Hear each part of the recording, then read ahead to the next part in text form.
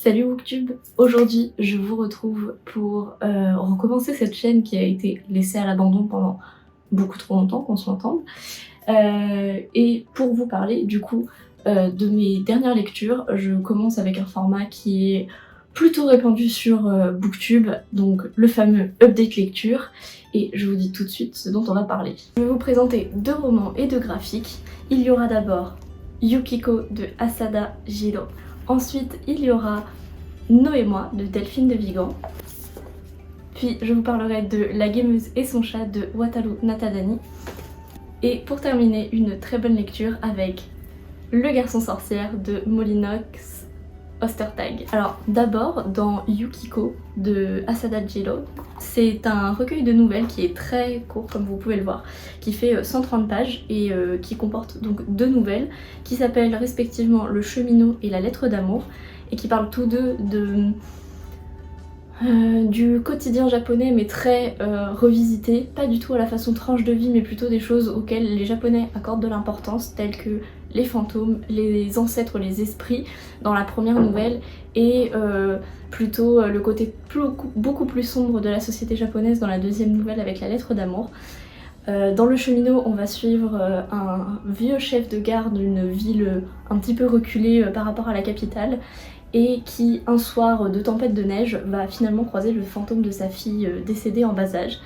Et il va mettre un petit peu de temps à se rendre compte que c'est sa fille, mais une fois qu'il s'en rend compte, il va se rendre compte de à quel point son statut de cheminot l'a traversé dans sa vie et a été important pour lui, jusqu'à même des étapes si importantes qu'il en a oublié à quel point elle l'était. Et ça va remuer beaucoup de choses à l'intérieur de ce monsieur qui sont très belles à découvrir, je trouve, dans une espèce de mélancolie très peu pathétique qui ressemble bien finalement à la mentalité japonaise, et c'était très agréable à lire. Pour la deuxième nouvelle, c'est beaucoup plus sombre, donc La lettre d'amour, où on suit en fait un ancien vendeur de CD à caractère plus 18, si vous voyez ce que je veux dire. Et bien un jour, il sort tout juste d'une arrestation et du coup d'une jolie garde à vue, et il va avoir un coup de fil pour lui dire que sa femme est décédée. Sa femme entre gros guillemets, puisque sa femme n'est pas vraiment sa femme, c'était un mariage arrangé pour que madame puisse avoir des papiers et exercer la qualité de prostituée. Et bien ça va remuer quelque chose, puisqu'il va devoir s'occuper quand même en tant que mari, il va devoir s'occuper quand même de tout ce qu'il faut s'occuper autour d'un décès, donc de toutes les funérailles. Au Japon ça se passe pas exactement pareil qu'en France, mais il va devoir s'occuper de tout ça. Et surtout il va trouver une lettre que son épouse lui avait écrite, et qui lui disait que elle l'aimait et qu'elle le trouvait gentil. Et en fait ça va remettre tout en question pour cet homme qui a vécu dans une ambiance de pègre et de mafia toute sa vie, et qui se dit « et c'est moi le gentil ?» C'est magnifique à découvrir. Franchement je m'attendais pas en un texte aussi court à avoir autant d'émotions. C'est la première fois que je lis des nouvelles en me disant « ah je vais lire une nouvelle ». Je pense que j'ai dû en lire quand j'étais en classe pour le lycée ou quoi que ce soit, mais que c'est la première fois que j'en lis sinon. Et c'était vraiment une très belle découverte. Si vous voulez vous tenter à la littérature japonaise, je pense que c'est le meilleur moyen pour commencer. La plume est tranchante à la japonaise, et très directe, et en même temps très mélancolique. Vraiment une très belle découverte. Ensuite, que j'ai terminé juste avant, donc Nos et moi de Delphine de Vigan. Delphine de Vigan qui est une autrice que j'affectionne particulièrement, même si c'est que le deuxième titre que j'ai lu d'elle, mais je me souviens avoir pris une grosse claque en lisant D'après une histoire vraie, qui m'avait totalement transportée. Pourtant je l'ai lu il y a un petit moment maintenant, et en fait c'est grâce aux cours que j'ai pour ma formation de libraire que j'ai repensé à cette autrice, et que je me suis dit bah ouais, Nos et moi c'est quand même quelque chose qui a été très populaire pendant un temps. Il y a beaucoup d'entre vous, quand j'en ai discuté sur Instagram, qui l'avaient lu quand ils étaient au lycée ou au collège, et je me suis dit que j'allais me lancer là-dedans. Et alors Delphine de Vigan a une plume tellement avec un goût de reviens-y, t'as envie de savoir, t'as envie de reprendre. Il n'y a pas de chapitrage, mais il y a quand même des séparations, et t'es toujours là genre je veux pas que ça s'arrête, c'est incroyable. Du coup on suit Lou Bertignac, qui est une adolescente surdouée, et qui du coup a sauté 2 classes il me semble, elle se retrouve au lycée à 14 ou... ouais 14 ans je crois, ouais c'est ça, 13 ou 14 ans, et on lui demande de faire un exposé, et elle un peu en panique et très timide, elle répond au prof qu'elle va faire un exposé sur une jeune femme SDF et qu'elle va l'interviewer, donc sous forme de témoignage. Sauf que c'est du flan total, elle a aucune idée de comment est-ce qu'elle va faire ça, mais elle s'est lancée là-dedans. Et du coup, ben, elle va finir par rencontrer une jeune femme SDF, et finalement l'interviewer, et finalement même se lier d'amitié avec cette jeune femme. Et c'est beau parce que c'est très... Enfin, moi j'ai senti beaucoup de réalisme, surtout sur toutes les problématiques que j'ai pu aborder dans mes précédentes formations, vu que j'ai fait du social avant.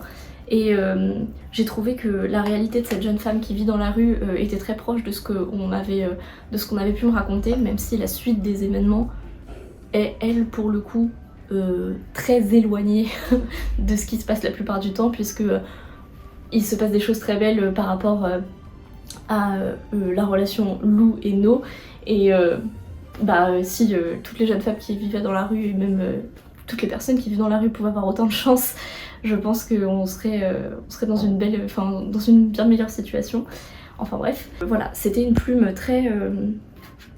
Enfin, en fait, c'était beau de savoir à quel point cette rencontre a pu remettre en question aussi Lou sur sa qualité d'humaine, et en même temps toutes les erreurs qu'elle peut faire parce qu'elle a que 13 ans et que qu'à 13 ans on est plein d'idéaux, et que la réalité rattrape parfois ces idéaux et on se dit c'est pas aussi facile que ce que j'espérais. Vraiment c'était une très très belle lecture. Pareil, c'était assez court. Je vous conseille, si vous avez envie de lire quelque chose d'important mais de pas si tiraillant, si horrible à lire. On est sur du roman adulte mais qui peut être très bien lu en tant que jeune adulte. C'est facile à lire et en même temps ça aborde des sujets hyper importants. Je pense que ça aurait très bien pu être édité en jeunesse aussi, donc si vous avez plus l'habitude de lire ce genre-là, n'hésitez pas, vous pouvez foncer. Ensuite, je vous parle de La Gameuse et son chat de Wataru Nadatani, paru chez les éditions Doki Doki. Je me rends compte que j'ai pas précisé les éditions jusque-là. My bad, je le ferai la prochaine fois. C'est un manga, le seul de cette update, mais sûrement pas le dernier sur cette chaîne, puisque je travaille en alternance dans une librairie spécialisée culture japonaise, et donc avec beaucoup de mangas, et j'en lis à foison. Celui-ci est une nouveauté qui est parue la première semaine de janvier, et qui raconte l'histoire de Kozakura, qui a 29 ans, qui est célibataire, qui travaille dans une grosse boîte, et qui est toujours la première à partir à l'heure, pas d'heure sup. Elle fait toujours hyper bien son boulot pour rentrer chez elle toujours à l'heure, parce que c'est une gameuse de la mort, une grosse otaku, et que sa vie tourne autour des jeux vidéo. Il y a que ça, elle fait pas de sortie avec ses collègues, ce qui est très fréquent dans le monde du travail au Japon, en tout cas tel qu'il est décrit dans les œuvres que j'ai pu lire. Et ça étonne toujours un peu ses collègues, mais c'est devenu presque un running gag. Bon, tout le monde sait que voilà, elle va pas aux réunions d'entreprise, et que mais personne ne sait pourquoi. Et en fait, un jour, un collègue va arriver en disant qu'il a trouvé un chaton abandonné et qu'il faut que quelqu'un se dévoue pour s'occuper de cette petite bouille d'amour. Et contre toute attente, elle va le voir et elle va dire « je le prends ». Et là, tout le monde est genre oh, « elle le prend mais qu'est-ce qui lui arrive ?» Sauf que bon, évidemment... c'est une noob avec les chats, comme on pourrait dire avec le vocabulaire jeu vidéo, et elle s'y connaît pas du tout, elle ne sait absolument pas comment est-ce qu'on s'occupe d'un chat.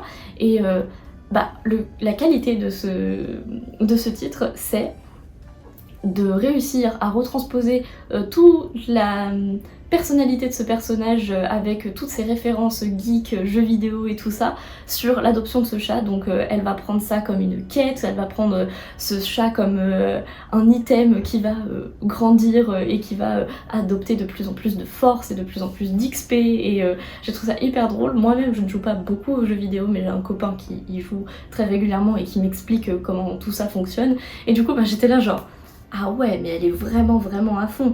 Donc c'était ça qui était hyper appréciable, parce que j'étais pas du tout perdue au niveau vocabulaire qu'elle utilise, et c'était hilarant parce qu'il y a des scènes où vraiment tu vois qu'elle s'y connaît juste pas et qu'elle patauge totalement. Et ce qui est bien aussi, c'est qu'à l'intérieur il y a des petites scénettes du point de vue du chat qui sont intégrées en entre-chapitres comme des bonus qui rendent le tout encore plus drôle. Vraiment, si vous avez besoin d'un titre sans prise de tête pour commencer l'année, là, vous pouvez foncer sur celui-ci. Et en tout dernier, une très bonne lecture du coup que j'ai pu faire en ce début d'année. Il s'agit donc du Garçon sorcière de Molly Knox Ostertag, c'est difficile à dire, j'ai du mal à le retenir. C'est après avoir vu Lauriane de la chaîne et du compte Instagram Modou et Infini que j'ai eu envie de sortir ce titre de ma palme, que j'ai gracieusement eu grâce à Shuiko Book sur Instagram. Voilà, plein de noms à retenir, qui a fait un concours et que j'ai gagné. C'est donc une parution de chez les éditions Kinaï qui sont spécialisées dans la traduction de comics. Habituellement je suis pas très friande de comics parce que j'ai du mal avec le dessin, surtout tout ce qui est comics type super-héros tout ça, mais celui-ci est pas du tout... ne fait pas ressentir ça du tout, on est plutôt vraiment sur quelque chose qui fait très bande dessinée, voilà, c'est juste que le format est très souple. Et donc dans Le Garçon sorcière, on va suivre Aster qui a 13 ans et qui est dans une famille où les garçons sont destinés au niveau de leur pouvoir magique à se transformer en animaux et les femmes deviennent des sorcières. Sauf que Aster, malheureusement ou heureusement pour lui, il n'est pas du tout attiré par cette magie de transformation en animal et lui il aime la sorcellerie, sauf que c'est très mal vu pour lui d'être un garçon et de vouloir être une sorcière. Et du coup il écoute les conversations en secret, il écoute les cours pour savoir un peu quelques tours et il essaye de pratiquer. Le rebondissement de cette histoire, c'est qu'il y a un étrange mal qui semble toucher les garçons en formation de cette famille et du coup Charlie va se demander... Enfin Charlie, pas du tout. Et du coup Aster va se demander un petit peu ce qui se passe et va essayer de résoudre ce mystère à l'aide de sa nouvelle amie Charlie qu'il a rencontrée il y a peu. Et c'était très sympa parce que c'était doux, ça aborde des problématiques de quête initiatique et identitaire forte sur la pression qu'on met.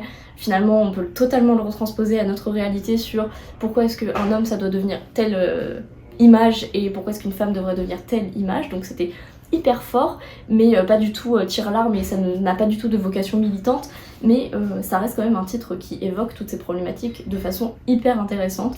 Les dessins sont beaux et c'est hyper efficace. Et j'ai très hâte de découvrir le tome 2 parce que ce tome 1 se termine sur une histoire et pourrait se lire tout seul, mais il y a un tome 2, donc j'ai hâte de savoir de quel point de vue on se place. Il me semble que c'est du point de vue de celui de Charlie, qui est donc son ami, mais en plus il y a beaucoup de représentations, voilà, il y a des personnages de couleur, il y a voilà, tout type de morphologie, de représentation, enfin c'est hyper intéressant pour ça. Donc je vous le conseille vivement et du coup merci Lauriane et Laetitia de m'avoir poussé à lire cette très belle œuvre. Donc voilà, c'est tout pour cette vidéo. Je suis hyper contente d'avoir enfin pu la tourner et normalement la qualité devrait pas être trop mauvaise puisque je tourne avec un iPhone 12. J'ai très hâte de vous retrouver dans une nouvelle vidéo. Je pense que la prochaine sera un vlog. Je vais essayer de me tenir à cette chaîne cette année, j'ai vraiment envie d'y arriver. En attendant, je vous fais plein de bisous et je vous dis à la prochaine. Salut Booktube!